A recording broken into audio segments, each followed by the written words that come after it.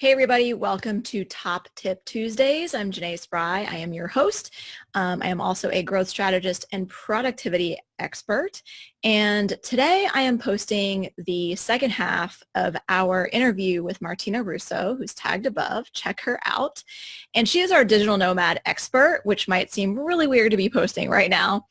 But some of the things she talks about are actually really, really relevant, especially right now. Because she lives in a van with her cats in the middle of nowhere, she actually does a lot of her business building and even emotional support systems online, her networking and virtual support systems online, all of that. And what's interesting is we've sort of all been thrown into a situation where we need to know how to do that, and we need to make sure that we can continue to build our business and not necessarily rely on in-person networking events, because that might not be a thing that we can attend, right? So it's actually really, really relevant. And of course, here's hoping that we can get back to traveling ASAP, but it's been about a little over a month since her last post, so I wanted to post the rest of this interview. Really, really good. I hope you guys enjoy it. Feel free to ask your follow-up questions about working in the middle of nowhere, working completely virtually, however you like, below this video. Thank you for watching.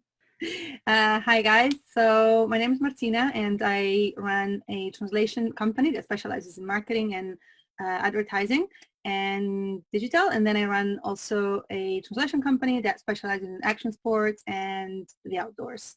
I've been doing this since 2010 unofficially, and I've registered my business in 2014, I think, and I've been on the road traveling as a digital nomad pretty much ever since, from 2013.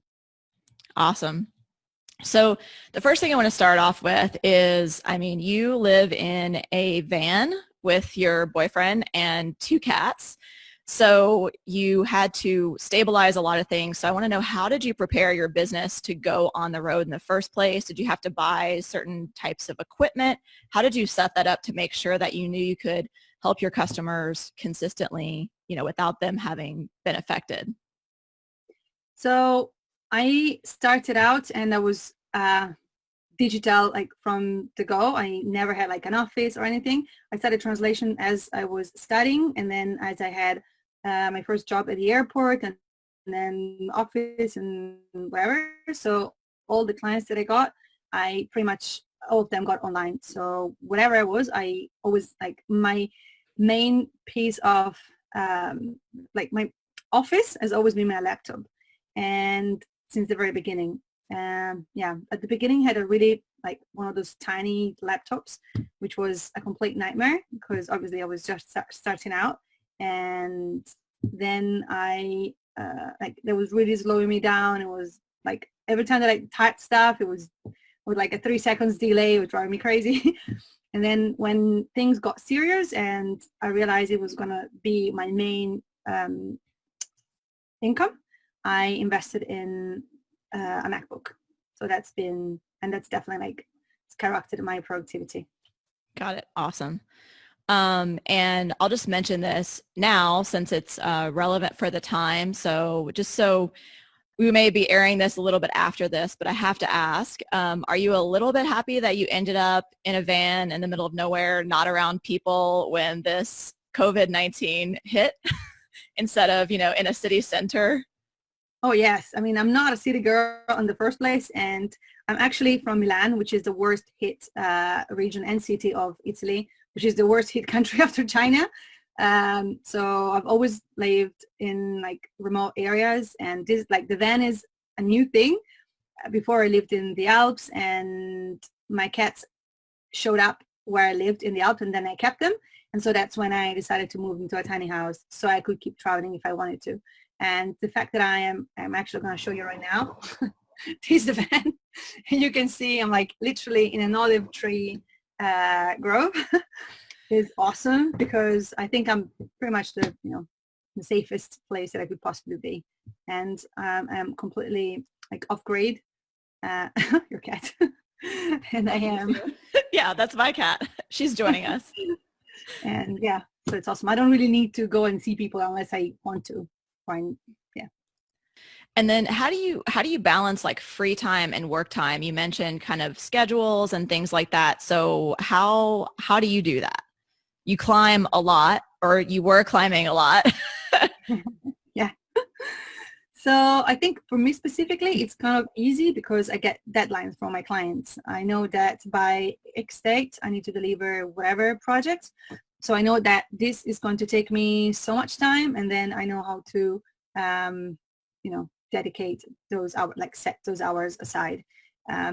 If you were to do something different, so for example, I also run a blog about traveling with my cats, and setting aside the time to actually creating content on top of everything else, that's like, it's really hard for me. So I think if you don't have any deadlines in that sense, and it might be hard. So that's why it's really, really important to set a schedule and, use some tools or a calendar, whatever works for you, and just try and stick by it as much as you can. And for me, that works. And also the fact that I climb a lot. So I'm in the van because I'm on a rock climbing and surfing and snowboarding trip around Europe, which is probably going to pause for a while. But the fact that I know that during the daytime I have so many hours to go and climb, then I will get up earlier and work like 3 hours, 4 hours, and then go climbing and come back and do the rest of the work. So Awesome. Yeah, I think I talked to you a while ago and you mentioned something about actually taking your laptop to a climb so that you could respond to like client emails in between. oh yeah, sometimes obviously there is too much work, or I have to be available to my clients in the end, because obviously I can't just be like, oh yeah, I'm going climbing, bye. So my clients are always priority, and sometimes if I have to send off a project and from my phone it would be like impossible or very hard or whatever, sometimes I just take the laptop with me to the crag and just finish off whatever I need to do and just make sure that they can reach me if they need me. That's more like an emergency situation, but it does happen. Got it. And then you sort of alluded to this before in terms of things people should think about when they think about becoming a digital nomad, but how do you manage things like, friendships, support systems, networking maybe for customers, things like that if you're moving around? I don't. No, I mean, I do. Because I already lived in so many places. I've got friends all over the world, and I also have no issues whatsoever to get like people. I mean, I'm very sociable, and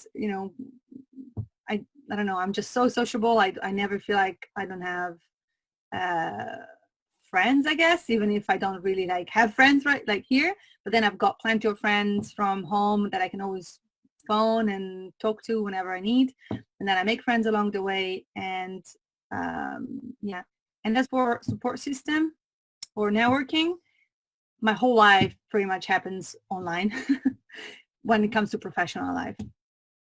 Yeah, and you've taught for my other platform several classes for about LinkedIn. So that's been huge in growing your business, right? Oh yeah, I mean, I've except for my first clients, I think everyone else has pretty much come online, either from word of mouth, yeah, or from my online efforts, which means LinkedIn, which we've been doing a lot of webinars about, because that really, I mean, it's like a huge directory of businesses and decision makers. So I've been doing a lot of content marketing on LinkedIn, and that works as in being in front of people. That, yeah. Awesome. And then another thing I want to ask you kind of along the same lines is, LinkedIn is a very not obvious, but clear choice for business to business relationship building, which is, I know, something that you focused on in your marketing translation business. But then recently, and I don't know how long ago it was, but recently you really sort of truly launched your action sports translation company sort of as a separate arm. So could you talk a little bit about how you chose, because you've gotten work and kind of connections through Instagram for that company, right? Or for that arm of your company, I should say, probably. Yeah. So I think I launched it 1 year and 3 months ago now. And I haven't really done any marketing actually, but I've made sure that it still like people still can still find it. So I've realized that those people, the sports people that I'm interested in getting in connecting with, are not so much on LinkedIn as marketing people.